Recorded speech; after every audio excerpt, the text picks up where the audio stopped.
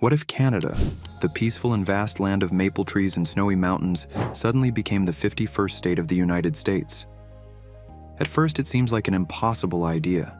Two nations with different cultures, economies, and political landscapes joining forces. But what if it could happen? Imagine the shockwaves this would send through global politics, economies, and daily lives. Would the two countries seamlessly merge into a superpower? Or would the challenges of merging two identities tear them apart? From healthcare systems to border disputes, from climate change to economic upheavals, the consequences would be both thrilling and terrifying. As the world watched, would Canada's dream of unity with its southern neighbor be fulfilled? Or would this ambitious proposal spark a chain of events that no one could predict? The story of what happens next might change everything.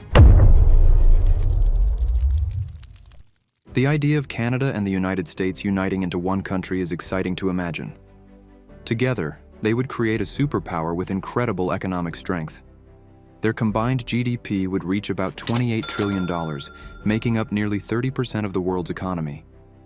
Canada is known for its vast natural resources, like oil, lumber, and minerals, while the US leads in technology and innovation. By joining forces, the two nations could support each other in ways that seem like a perfect match. For example, if the Canadian dollar and US dollar merged into a single currency, trade between the two countries would become much easier. Every day, goods worth about $1.5 billion cross the border, but customs checks and tariffs can slow things down. A united economy could eliminate these barriers.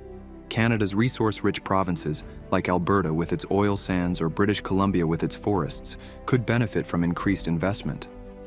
Meanwhile, the US could become less dependent on foreign oil by relying more on Canada's energy. However, merging two economies isn't without problems. The United States has many wealthy states like California, which has a GDP of $4 trillion, almost the size of Germany's entire economy. On the other hand, some Canadian provinces, especially in the Atlantic region, depend heavily on federal support for their economies. For instance, Newfoundland and Labrador rely on fishing and energy exports, but struggle with debt and unemployment. In such a union, would smaller provinces like these be able to compete with powerhouse US states like New York or Texas? Another concern is whether Canada's industries could adjust to US policies. Alberta, for example, depends on oil production, but many American states are shifting towards green energy. Could Alberta's oil sands survive in a country where some regions are pushing for stricter environmental laws? While the idea of unification offers big opportunities, it also comes with challenges.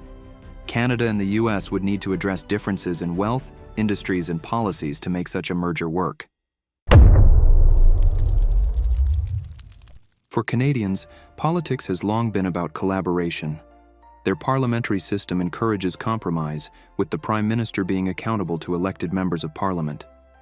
This is very different from the American system, where a powerful president works with a polarized Congress that often struggles to agree on key issues. The idea of Canadian provinces becoming US states made many Canadians nervous. I think it causes concerns about how he respects Canada and how he views our relationship. I don't think a lot of us thought he would win when he was first running. He's a businessman. He's just trying to do this for publicity. But when he wins, that's something you need to sort of consider with a bit more tact. What would happen to their system of government?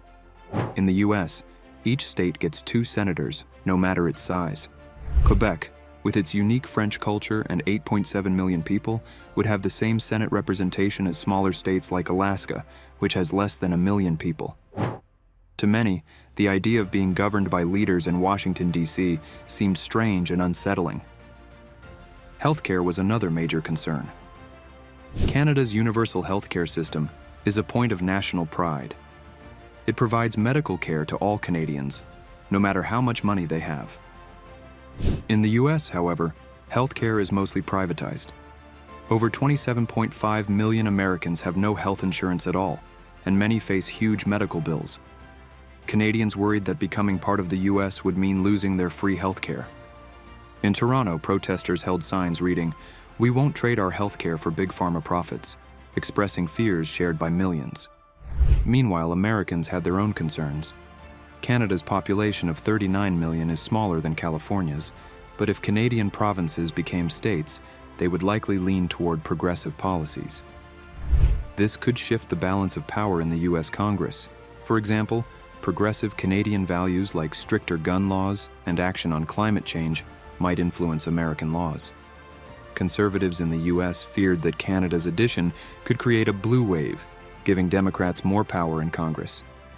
Despite shared borders and history, the two countries are different in many ways. Canadians value collaboration, fairness, and universal programs like healthcare. Americans, on the other hand, often prioritize individual freedoms and a strong centralized government. These differences made the idea of unification seem challenging, even if it could bring economic and strategic benefits. The idea of Canada becoming the 51st state stirred up strong feelings, especially when it came to cultural identity. Canadians often see themselves as a collective, valuing teamwork and social harmony. In contrast, Americans are known for their focus on individualism and a go-getter attitude. These differences are more than just stereotypes, they're part of how each nation sees itself. In Canada, multiculturalism is celebrated. Immigration has shaped the country into a mosaic of cultures, languages, and traditions, with over 20% of its population born outside the country. This diversity is considered a strength woven into the fabric of Canadian society. The thought of merging with the United States, where debates over race and identity politics often dominate, left many Canadians worried. Could their multicultural values survive in a nation so deeply divided by political and cultural battles? The tension was most evident in Quebec, a province with a distinct French identity. For years, Quebec has worked to protect its language and culture, even holding 2 referendums on separating from Canada. Over 85% of Quebec's population speaks French at home, and the province has laws ensuring the use of French in schools, businesses, and government. The idea of joining a predominantly English-speaking United States felt like a threat. "We've spent centuries protecting our culture," said a Quebecois politician at a rally in Montreal. "Becoming a U.S. state would erase everything we've fought for." Indigenous communities across Canada were also deeply concerned. In Canada, there are about 1.7 million Indigenous people, making up 5% of the population. While Canada's reconciliation efforts are far from perfect, treaties and land agreements are part of ongoing national discussions. In the United States, however, tribal sovereignty operates under a different framework, often overshadowed by federal laws. Indigenous leaders feared that their hard-won rights in Canada would be lost if they were absorbed into U.S. governance. Imagine this in Alberta. A woman named Emma sat in her small living room, her son Alex playing with his toy cars on the floor. Alex had asthma, and every few months, he needed new inhalers and checkups. For Emma, Canada's universal healthcare system was a lifeline. She never had to worry about paying for his treatments, even as a single mom working a modest job. But now, the news of Canada possibly becoming the 51st state of the United States left her uneasy. "What happens to our healthcare?" Emma wondered aloud, scrolling through her phone for answers. She read stories about American families struggling to afford basic medical care. In the U.S., healthcare isn't free. While some people have insurance through their jobs, millions either pay high premiums or go without coverage entirely. The statistics made her heart sink. In the U.S., over 66% of personal bankruptcies are tied to medical debt. Families with sick children or chronic illnesses sometimes face bills in the tens of thousands of dollars. Even with reforms like the Affordable Care Act, about 27.5 million Americans remain uninsured. For Emma, this was unimaginable. In Canada, whether you were rich or poor, healthcare was a right, not a privilege. Meanwhile, south of the border, American lawmakers saw things differently. Some believed that merging with Canada could be a chance to fix their own broken system. But Canadians like Emma weren't so sure. To them, even small changes to their healthcare felt like a risk they couldn't afford. Studies showed that Canadians spend about $5,500 per person annually on healthcare, far less than the $12,500 Americans spend. Yet Canadians have longer life expectancies and fewer preventable hospitalizations. Emma couldn't stop thinking about what the future might hold. Would Alex's asthma treatment stay free? Or would she someday face bills she couldn't pay? For her, healthcare wasn't just a political issue, it was personal, a lifeline that kept her little family safe. While leaders debated big ideas, everyday people worried about how merging Canada and the United States would affect their daily lives. Housing was already a major issue in both countries. In cities like Toronto and Vancouver, the average home price was over $700,000, too expensive for many families. If Canada became part of the US, some feared that American-style real estate speculation would make housing even less affordable. The job market also raised concerns. Canada faced labor shortages, especially in industries like healthcare and construction. But joining the US might flood the market with American workers, making it harder for Canadians to find jobs. Younger Canadians worried they'd have fewer opportunities to build a good life. At the same time, many Americans saw Canada's natural resources as a huge advantage. Alberta's oil sands produce over 3 million barrels of oil a day, while Saskatchewan is a major source of potash, an essential ingredient in fertilizer. The Northwest Territories hold some of the world's most valuable diamond mines. Merging the two countries could create massive economic opportunities. However, environmentalists were concerned. Canada's vast wilderness is home to 10% of the world's forests, and its lakes and rivers hold about 20% of the planet's fresh water. Some feared that American businesses might exploit these resources, harming the environment. In 2024, the skies over Canada turned orange as wildfires burned more than 10 million acres of forest, a record-breaking season.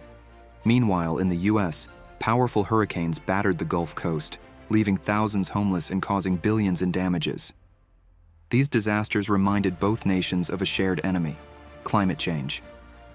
Together, Canada and the United States produce nearly 25% of the world's greenhouse gas emissions. If united, the two nations could pool resources to fight this crisis.